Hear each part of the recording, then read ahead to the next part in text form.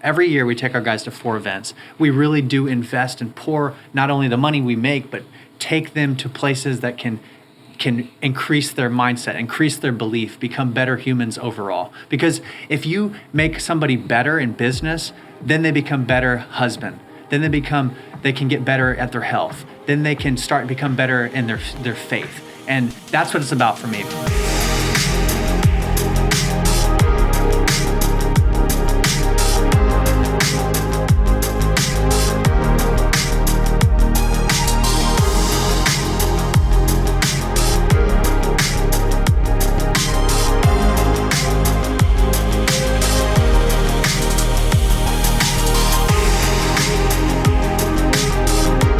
What's up, everybody? Welcome back to the Blue Collar Boardroom. This is the first episode since the Blue Collar American Dream Conference. And inside this episode, I'm going to introduce you to a blue collar guy that started with nothing. He's a college dropout. He's built his net worth to over $5 million.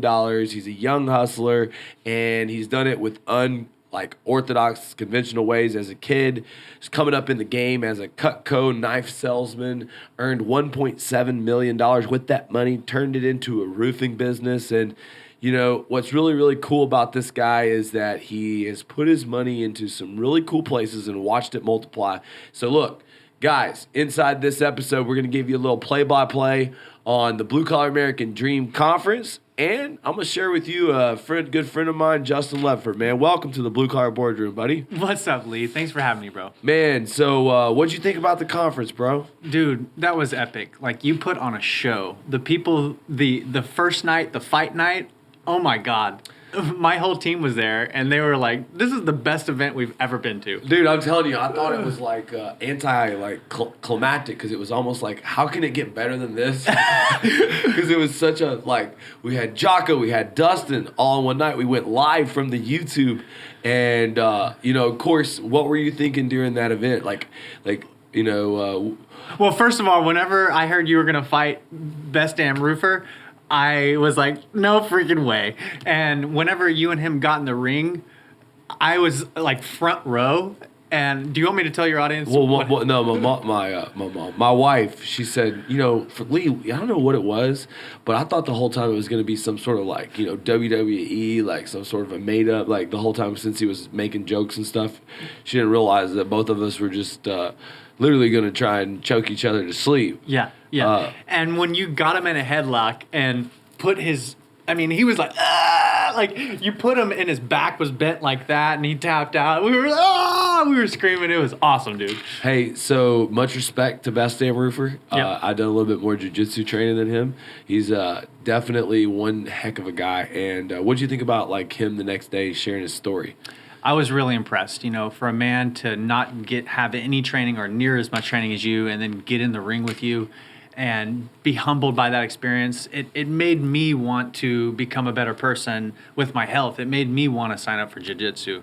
And that was what it was for, man. And Jocko, of course, talked a little bit about jiu-jitsu as a different way of thinking. And, kind of want to, as we were talking about this, go through your story a little bit. We'll talk a little bit more about the event. You started off. How long ago did you start off in the business? Here's that microphone, get close to it. So I started in the business about 11 years ago. I was selling CutCo knives, making pretty good money, $150,000 a year. And my dad, brother, and uncle, they were all selling roofs. My wife was an accountant working crazy long hours, and we were sitting around the table, and my dad or somebody said they didn't like the roofing company they were working for. And that's when my wife said, hey, why don't we start a roofing company and y'all come work for me? And at that time, we didn't have very many investments. I said, I'll fund it. I'll invest it in the business. And they went about their way for about 6 years. We paid them around 6 figures a year. I had a baby on the way. I was still selling CutCo knives. I kept hitting about $100,000 as my, the ceiling. I couldn't get past that. And I knew there was more opportunity, more abundance in my life that I could attain. One of my customers, I went to his house every year to sharpen his knives, Mr. Braun, Skeeter Braun in Pearland, Texas. Skeeter Braun. He owns Braun's Roofing. He lived on a golf course, a big castle, beautiful wife, and his wife would always buy, no joke, $1,000 to $3,000 worth of knives every time I went to her house. Nice. And one day he said, son, in his funny accent, he said, Son. he said, boy, Give us your best skeeter, boy. he was like, why don't you sell roofs? The bigger the problem Come on, give us a skeeter voice. He said, boy, why don't you sell roofs? The bigger the problem you solve, the bigger the paychecks you're going to make. And that stuck with me. And so I went on a quest to, like I said, start the roofing company. The guys did well. They made 6 figures a year, but then the baby was on the way. And that's when I decided to look for mentors, because I'm a firm believer you have to find a mentor and model that mentor. If you want the best in life, find a mentor who already has it and do what they say. So that's when I found you. Well, we won't go into kissing my ass. We'll go into other mentors that you got value from. You know, you had some prior knowledge. You published a book and you were trying to make some money online. Have you ever done any other masterminds or hired any coaches? Yeah, I've been a part of a government construction mastermind. That was awesome. It taught me how to get government contracts. I've been a part real estate masterminds. That's taught me how to increase my passive income. I've been a part of book writing masterminds, which has taught me how to write best-selling books. I have a couple of them. And those are the masterminds that I've been a part of. And, you know, you said prior to coming on here that you wanted to share how much, you know, coaching had impacted your life. And I was like, you know. But, yeah, go ahead. Tell us a little bit about how much. Because, I mean, let's go through the stats just so everybody knows to pay attention. This guy did start selling knives. 10 years later, you told me you have about a $5 million net worth. Walk me through your properties. Go one by one. All right. So I have my first property was in Costa Rica. I bought 10 acres in the mountains of Costa Rica. Gorgeous property. It was 75 grand back then. Now it's easily worth $500,000 to $700,000. Nice. There's nothing on it, but one day I'm going to retire out there.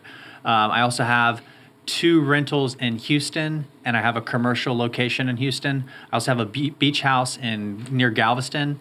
I also have 3 residential single families in Austin and a commercial location in Austin where my headquarters is at for my roofing company. Nice. You have an interesting strategy in how you make this money, kind of like an infinite banking system. People always kind of think it's weird how banks are always, you know, we put money in, they just loan it out.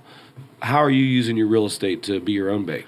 So with roofing funds, before I started investing in my team and before I started finding quality people, I would take that money, I'd buy foreclosures, I'd fix them up, and then 6 months I'd find a tenant to rent it, and then I'd refinance it, and the bank would give me 70% of my money back. So with that money, I have all my money back. All I'm paying is maybe a $1,200 note. I have somebody paying maybe $1,600, $1,800. So my note's being paid for. I'm making a little bit of cash flow, and I get 70% of all my money back.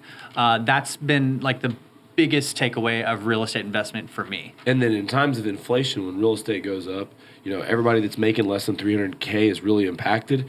But, you know, when you have as many assets as you do across the board, what did that do to your portfolio? It's helped me tremendously. I mean, in times of appreciation, we don't chase appreciation in real estate. That's number 2 rule in real estate that I learned in my masterminds. Don't chase appreciation. However, with all this craziness in the world, appreciation has occurred, and that's why my net worth has increased. My house in Austin went up $500,000, just one of them. My house we bought for 1.4, and 2 years later it's worth 3.7, and Nice. it's a teardown. It's really just a lot. So That's I'm freaking living in a awesome. piece of, you know, nice waterfront place, Yeah. and it's just like a free house. That's awesome, dude. But you know, the multifamily property that Ben was talking about at the property, you know, it was a kind of a unicorn deal. Do you do any ideas on any future investment strategies? For me, I'm currently in different real estate masterminds. I currently am looking actively. That's why I'm here in Florida, to try to find a short-term rental somewhere near Boca or somewhere near Clearwater. Or that's one thing. Or I want to do a syndication for an apartment complex or multifamily. Shouldn't count out Cape Coral. There's some good waterfront property on the southwest side of Florida. Any of you blue-collar boardroom members that want to come down here and podcast now and maybe go fishing with me should go look about this as an investment opportunity. But what I'm looking at is some investment opportunity next to Disney in some vacation rentals and a group of about 15 homes. Nice. You know, right now with multifamily and investment rates, you know, there's actually opportunity right now in this Airbnb space. And so, you know, I'm kind of putting some of my resources. I just sold an apartment complex in Daytona, got another one, rolled it into a 1031 in Tallahassee, but the next set of properties is going to be a group of 15 Airbnbs outside of Orlando. I want you to check out. Definitely all for that. But yeah, let's unpack, you know, guys, this guy's a salesman. He's making $100K a year. And now, how old are you? 35 now. 35 years old, nearly $5 million net worth. And your business, how much did you do in revenue last year? Last year, I did $5 million in business. That's great, man. And you know, the idea is like moving forward, what was the hardest struggle that you had, even though you had revenue? Hardest struggle I had was finding good people, how to recruit people. That was my issue. I wanted to do it all. But now, thank God, I have an awesome team. I have a sales manager. I have a recruiting manager. And we are getting recruits like clockwork. Well, tell me a little bit about what makes your company different. Because you're in Texas, you're in a tough market. Like, how do you stand out in the marketplace? We are all about impacting. Like, we started this business to impact my family. And once that grew past that, now we're impacting men and women. We, like you say, we're here to help people become better men and women, become better leaders, become better husbands. And we take our guys to 4 events. We do Tony Robbins events. We do your event. We do Secrets of the Millionaire Mind events. Every year we take our guys to 4 events. We really do invest and pour not only the money we make, but take them to places that can increase their mindset, increase their belief, become better humans overall. Because if you make somebody better in business, then they become better husband. Then they can get better at their health. Then they can become better in their faith. And that's what it's about for me. I see myself as a level 10 person, and I don't want to hang out with level 6 people. I want level 9 and 10 people all around me, and that's what type of organization I'm trying to build. I love that, buddy. And as a roofer, there's been levels I've seen you grow up in. Let's talk about the level that you were in when, before you got my program, you were letting the guys go. You weren't actively teaching or breathing door to door. Now, I always tell people, you can't draw from an empty well. You can't go and force a door-to-door team if you don't know how to do it yourself. Do you agree? I do. And so what did you have to do from scratch right back there? Oh, man, I had to learn how to do the business. I had to learn the ultimate pitch. I had to learn how to get people to say yes. And once I mastered that skill set, getting people to sign contingencies, then I was able to teach it. You can't teach somebody something if you don't know it yourself, or if you don't have something you can plug people into where they can learn it. And I didn't have that, but obviously I'm a part of your mastermind, and now we have that. Well, it's beautiful because a lot of the content you got was free content. Guys, like and subscribe, get notifications. This is free, and I want to continue to deliver free because I want to help people. I don't want price to hold people up. And I believe that if I pour into people eventually, that the relationship will prosper. And how long have we known each other? Lee, like seriously, guys, y'all need to listen to what he's saying. I followed Lee for probably 4 years. His early stages of, SkyDiamonds, and I learned a lot. I benefited a lot, but at the same time, I kept hitting a brick wall because I didn't have any accountability. Accountability is the mother of all success. We know that. And then I went to your event last year, and when I saw people going up on stage, getting the big belt, and they're going from 2 to 8 million or 10 to 20 million, when I saw that, I realized, what am I doing? I'm making $400,000-$500,000. I can easily pay for this. And once I paid for that, my business is blown up. I'm now an owner. I have a service department, somebody in charge of that. I have an operations department, somebody in charge of that. And I have a growth department, somebody in charge of growth. And I get to be at the top, the CEO, sharing the vision, sharing my mission, figuring out what people want and helping them make a plan to get that. What was your biggest takeaway from the event for growing your business? For growing my business, I just have to keep surrounding myself with the right people. Number one, I have to have the right people on the bus. Number two, we have to always be growing. Obviously, if we're not growing, we're dying. You already know that. And your event, it's all about energy manipulation and energy management. Yeah. We have to manage our energy. I had some low energy guys go to that event, this guy, Chris, and he came back day one. When he got back, he signed his first contract. Fired up. Way to go, Chris. Yeah, what's up? So it's all about just plugging people into stuff that can get them pumped up. Yeah. We all need that little pump every once in a while. Yeah, that's awesome, man. And so talk to me, man. So what was your impact from Jocko? Jocko is awesome. I mean, I've listened to his books, Extreme Ownership and what is it called? Dichotomy. Dichotomy of leadership. Dichotomy of Dicks leadership. everywhere. No. Dichotomy of leadership. Just hearing him on stage, it was empowering. I went to go pray in the middle of the day. I pray a few times a day, and just so happens that he's walking to get on stage. The synchronicity of life right there. And it was cool because I wanted, in my mind, I was like, I want to meet this guy, shake his hand, and take a photo with him. And at that moment, when I went to go pray, he was just happened to be where I was going to pray. And he was like, we shook hands, and it was like a spiritual moment for me. Awesome. So talk to me a little bit about applying my system. You've been doing a lot of things with marketing and what kind of you've been able to get with the video and what creating content. Yeah, so as far as your system goes, I was already decent at making videos, but I didn't have a structure, nor did I have a marketing team. I've hired marketing teams before that, 1 week they're good, next week they're not. And with Alejandro and Juan, these guys are awesome. I give them the data. I tell them where I want them to target, and then I'm raining leads to my sales guys. So you want me to talk to you about how that's been beneficial? Yeah, just like how do you make time to do the videos? It's simple. There's a book called Story Brand, I think. Uh-huh. I listened to that once, and they gave me a format of what you're supposed to do. Yeah. And when I'm like on the toilet or when I'm, in the sauna, I'll just write a little script. Nice. And I even have my guys writing these scripts now. Ooh. So it's copyright like, God over like, here. It's like duplicating myself, which is awesome. So talk to me about that. I mean, roofer, contractor, door-to-door salesman doesn't always think he's out there writing marketing copy, Jocko told me, only do stuff that only you can do. But you kind of come up with good marketing ideas. Do you agree? Well, yeah, but at the same time, that's what the Thursday calls are for. That's what I like on your mastermind is every Thursday we get together and I'm the guy like raising my hand like, hey, I want to know what Randy's doing. Can you tell me your pitch? Hey, I want to know what Scott with Mammoth Roofing, what's your pitch for, getting more appointments? And I love that about the Thursday calls. Yeah, man. And, what I'm most fired up about is that everyone loves word-of-mouth referrals and everyone sees my ads all the time. And I just ask people, like, how would you like to follow up on your people?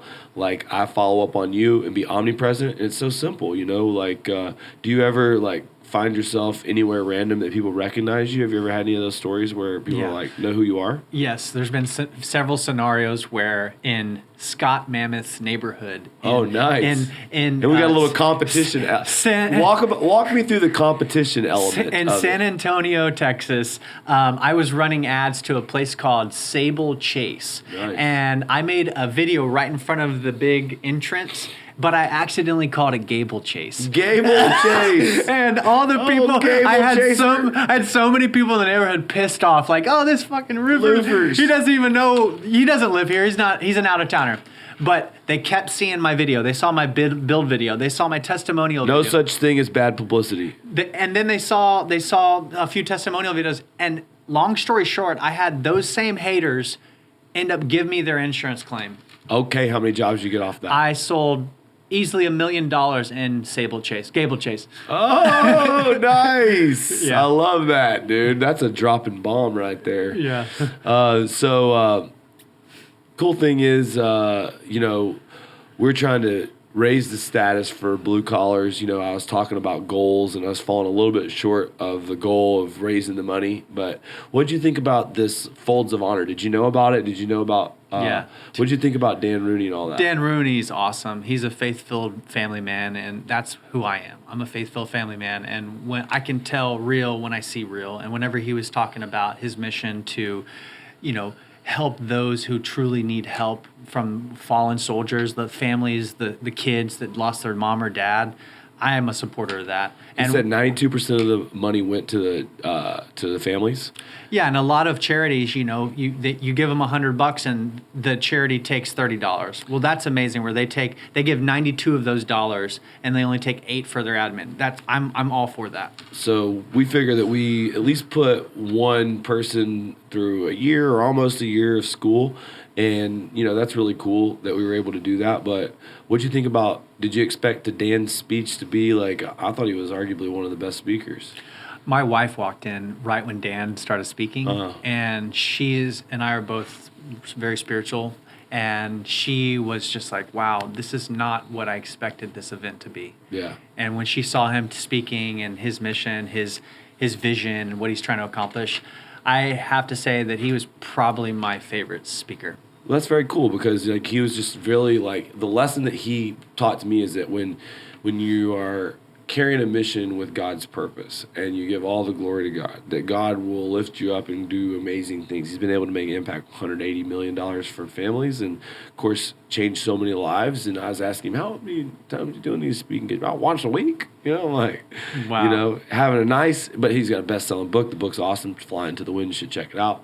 But, the thing was like Luke, who sung the national anthem, now he got a gig to sing the national anthem at Dallas Cowboys Stadium. And, I just feel like the young boy at your event? Yeah. That's awesome. I just feel like there's massive collaborations that are going to come from not just Dan, but all the big speakers with, Jocko and with Ed. And, it just kind of brings to me like this idea of, we kind of have to take this show on the road a little bit. I've got a little window of opportunity, and our first training is going to be a solar boot camp, something that we look to do here pretty quickly, and we're going to do it somewhere in your neck of the woods. Dude, I'm got to say, that's awesome. I tried to sell solar through another EPC and was miserably failed for the last several months.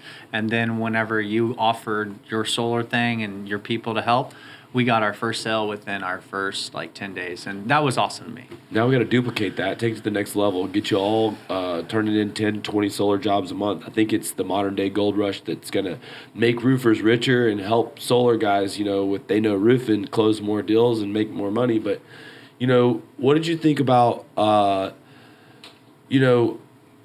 solar when you were really struggling? So my biggest challenge is, since I'm a sales guy, my biggest challenge is I like to have a presentation. I like to have scripts. And previously I won't mention their name, they just said, you plug in the data and then it populates a presentation. But I didn't know what to say. And now I know the word tracks. I know the psychology. I know how to kill the bill. These are things that if you don't do and you try to do a 15-minute presentation with solar, you're asking people to take out a loan. But there's a lot of benefits to it. But if you know the presentation, the word tracks, the psychology, how to kill the bill, it's a no-brainer for people to say yes. And then that guy, Michael, who's sold 1 million+ kilowatts at your event, that guy was fire. Yeah, he is fire. Fire. My salesmen were like, dude, buy his stuff. I was like, all right, bro, let's do it. Let's go. Let's go. Yeah, he's going to be a partner of mine. Even though we have solar training, he's an OG in the game, and for sure, you gotta know when you can learn from basically the best. Right. And he's got a track record, and essentially, I'm learning solar sales myself. We're doing a lot, and really be one of the fastest growing companies over here in Florida, soon the nation. Let's see about, where do you think our industry is going as far as, insurance and these appraisals? You were talking about your appraisals. Tell us about how that's really been good for you. So as far as insurance restoration, about 5 years ago, we could have our homeowners send in the estimate and stomp their feet, and we'd get our supplements approved. And in the last several years, it doesn't work anymore. This is in the Texas market. Nowadays, we have to recommend or suggest our clients to go the appraisal route, and that has been phenomenal for me. Nice. We're getting $7,000 to $15,000 on every single claim. You practically take every claim to appraisal. Well, if my appraiser says yes, it's worth appraisal, because he has a high reputation, and if he doesn't want it, he says no. So I don't take those. I still supplement those. Yeah. So about 80% of my files go to appraisal, and we're going to kill it this year in terms of profits. My sales guys, from last year to this year, they're so grateful because it's increasing their paycheck an extra $700 to $1,500+ every time we get that approval.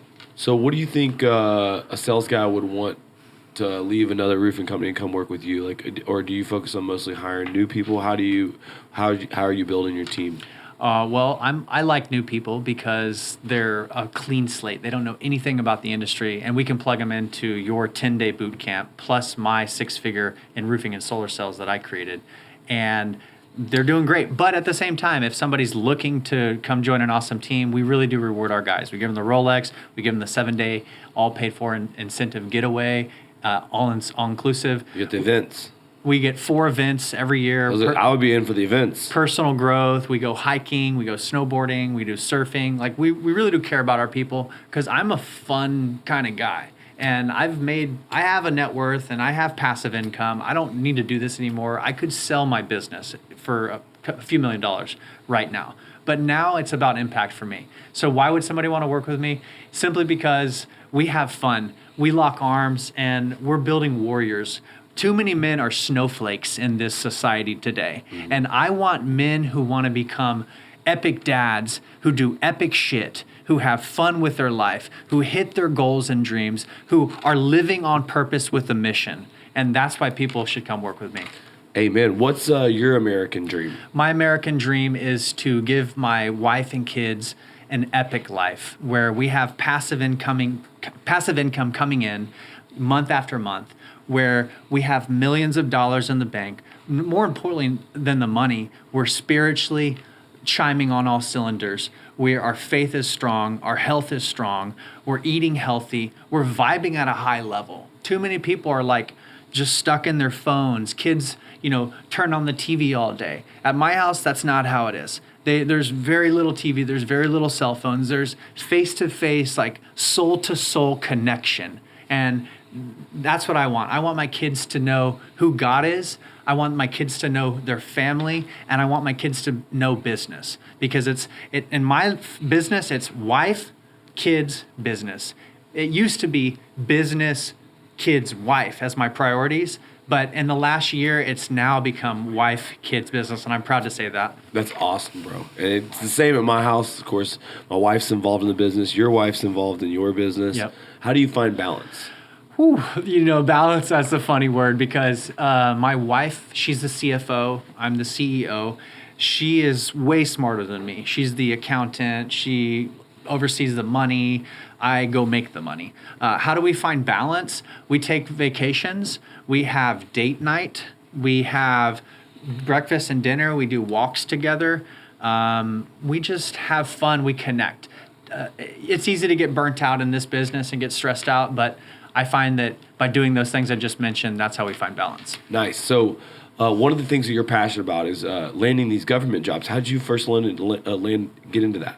So I saw a movie called War Dogs. And I love that movie, dude. That movie's dope. Is that really how it works? That's exactly how it works. Oh shit! Let's get into this. All you have to War Dogs of roofing. Yeah. So the government, they passed $2 trillion deal recently where they have to spend the money, and if you know how to find those deals and if you know how to bid them in the format the government likes, and then if you know how to get them done, you can make stupid money. The first contract I ever got was a solar deal in New Mexico at Silvietta National Park. The government had a combined synopsis, combined synopsis just means, hey, we don't know how much this is going to cost. Tell us how much it's going to cost and we'll approve it.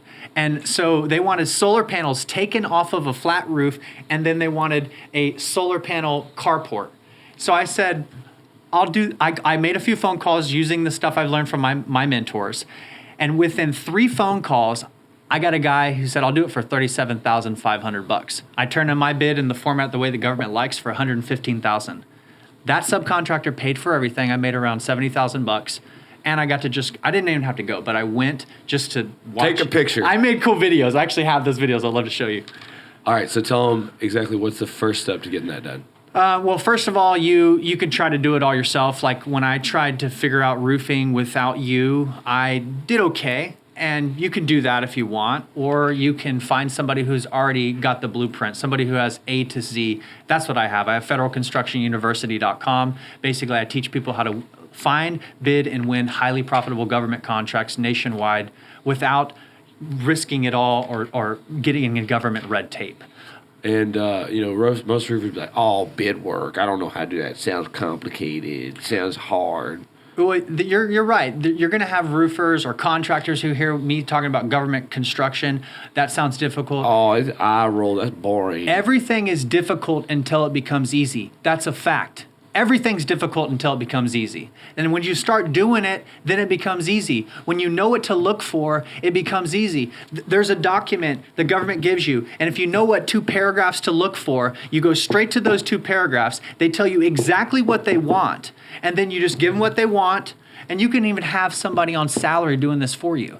My guys are commission-based sales reps that give me government contracts. We closed over $1 million in government contracts last year from commission-based sales reps doing the work. What if you don't have a business there? What if you don't know what to do? What if it's a different trade you don't know how to do? I'm a roofer, a shingle, metal roofer, tile roofer in Austin, Texas. And my government contract was a gas station in New York for the Department of Defense, a plumbing job in Nevada, a AC unit for $130,000 in California, a little metal roof in Kansas City, a infrared lighting system, no roofs except a little metal roof. It doesn't matter. If you know how to find the best person in town to do the job. So there's like a little matrix and you just find the one, and then how many of them go without you having to have competition to bid against? So Does any of your jobs go without competition? Yes. There's one deal I didn't win. I'll answer that, but let me answer this. There was one deal where the government said, hey, we want this bridge painted, and we have a budget of $2 million. What? And so I realized my mentor taught me how to find the supplier who sells that paint and ask that supplier who the best person in town is to do that job. So I made those 2 phone calls. Boom. Got it for $700,000 for material and labor. The government also wanted some flagmen, flagging the people on the bridge going back and forth. So I put $200,000 on that. So I'm at $900,000. I put my bid at 1.75. There was only 4 other bidders. Oh no, you lost that? And one guy came at 1.7.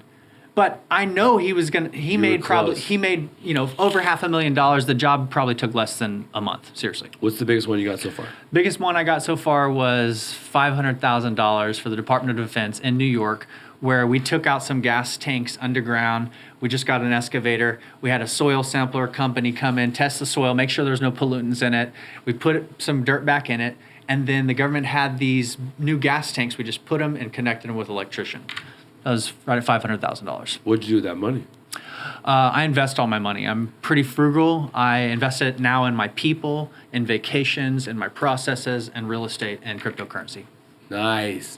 Crypto bust right now. What are you looking at right now in the crypto world? Oh, dude, crypto is great. It's the wave of the future. It's without a doubt in my mind. No financial advice here, but if you think about money in general, credit cards, our grandparents were like, oh, those credit cards are the devil. I'm never going to use that shit. That's what our grandparents said. And now everybody's using credit cards. People got credit cards on their watch. Cryptocurrency is the future. If you look at Total Recall with Arnold Schwarzenegger, what were they using? Cryptocurrency. If you look at Cowboy Bebop, made like 15 years ago, and the new Netflix, they were using cryptocurrency. If you look at Star Trek, what were they using? Not money, not credit cards. They were using cryptocurrencies. Cryptocurrencies aren't going to go anywhere. Yes, they go up and down, but this is one of those things where if you have money, what we do is we just buy it, put it on a ledger, put it in the safe, and 10, 15 years from now, it'll be worth bukus. Nice. So, what's your goals? What from here, like this year? What are your big goals? My goal this year is to inspire my men and women to help the people within my team become financially free, to help the men and women within my team buy their first piece of real estate. My financial goal is to sell $10 million, but me not do it, me have my team do it, and me just generate lead after lead. We're pumping $10,000 a month right now in social media marketing, and we're getting tons of leads. On top of that, the telemarketing campaigns. So my goal is $10 million as a roofing contractor. My goal is to acquire another short-term rental so I'm at $150,000 a year in passive income. That's my financial goal. I have a bunch of bucket list goals that we could talk about, or spiritual goals, or health goals. I have tons of different little category goals as well. Man, when most people come in here and they're not clear about what they want, how do you think that affects them? Well, the target draws the arrow. And if you don't know exactly what you want in life, how can you expect to manifest it? A man without a vision will perish. A man with a vision, when you pray upon it, God puts an invisible pathway to that vision. All you have to do is take the action, and the bricks line in front of you. I'm a firm believer. I wrote a book called Visions to the Top, A Millionaire's Secret Formula to Visualization. And I've been using visualization and goal setting my whole life. I probably should have bigger goals, but every goal that I've ever set out to, almost every goal has come true. All right. So how can these guys get a hold of you? Where can they find you? What are you doing on social media? Well, I'm on, you can call me, you can go to Facebook. I'm Justin Ledford. I have Federal Construction University. I open that up twice a year. I might consider opening up more frequently. My phone number is 832-250-2719. I live in Austin, and come on, Austin's awesome. I got a boat. Let's go. It'll be a good time. Or you can check us out on Real Construction Owners Podcast, where I interview CEOs of construction companies, sharing our secrets of how we've grown our contracting businesses. All right, guys. Well, next year, I'm surprised to tell me you didn't want to be on that stage getting that growth championship belt. I know that you saw him last year getting belts. You didn't quite get a belt this year. Yeah. But I know that's got to be on the list. Oh, dude, when I thought I was going up on stage, I was like, Natalie, am I getting a belt? This is awesome. She's like, no, dude, you got to be a part of the mastermind for 1 year. I was like, okay, all good. I'll get it next year. So did you know, were you surprised about the belt championship? Usman presenting the belts, was that surprising? I was cool with that. I thought that was awesome. And to be up on stage with other badasses. There's a book called Tribe of Millionaires, and the first principle it teaches is you have to have a tribe of epic people in your life, because we are the average of the people we surround ourselves with. And by being up on stage with those people, I was like, man, I'm blessed. I know goodness is coming my way because I'm here. Thank you, Lee. Well, man, thank you, brother, for being such a good student. And I know you're going to kill it. You're going to hit your goals. And you guys need to reach out to him to learn how to sell government contracts. Follow him, find him on Facebook, hook up with him salespeople. Because Austin, San Antonio, Houston, he's got you. He's looking to plug you in, get you training, take you to events, level you up. Man, glad you hit me up this morning. Tell him about how you hit me up. Oh, so today I'm in, where am I at? Boca Raton after the event for the last several days, just chilling with my wife and two girls and some of my best friends. And I say, Lee, I'm coming to you. What time do I need to be there? 12 or 2? And he said, come at 4 p.m. And I said, let's go to the beach, honey, and we're going to see Lee. And we got here 7 minutes late. So I'm super grateful you allowed me in. Guys, that's what this is about. It's a brotherhood to lift everybody up. And I want y'all to know this man's story. He killed it. Like and subscribe. Find him. Hit him up. And till next time, buddy. Appreciate y'all. Thanks, brother. All right.